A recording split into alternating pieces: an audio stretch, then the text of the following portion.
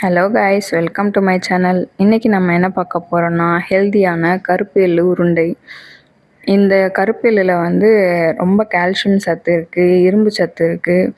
இது நம்மளோட போன்ஸ்க்கும் நம்மளோட ஹேர் ஃபாலுக்கும் ரொம்பவே ஹெல்ப்ஃபுல்லாக இருக்கும். இந்த உருண்டையை எப்படி பண்ணுறதுன்னு பார்க்கலாம்.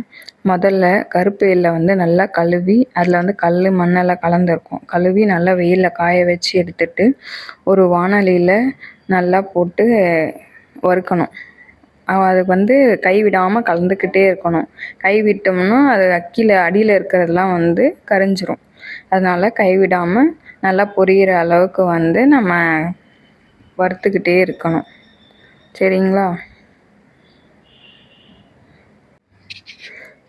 நல்லா வறுத்த உடனே கொஞ்சம் ஆற வச்சிடணும். சூட்டோடு அரைக்கக்கூடாது.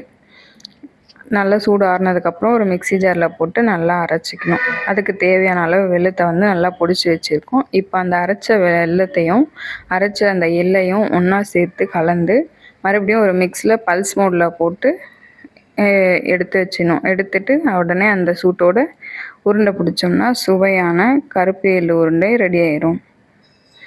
இந்த உருண்டை உங்களுக்கு தேவைன்னா டிஸ்கிரிப்ஷனில் நம்பர் தரேன், கான்டாக்ட் பண்ணுங்கள்.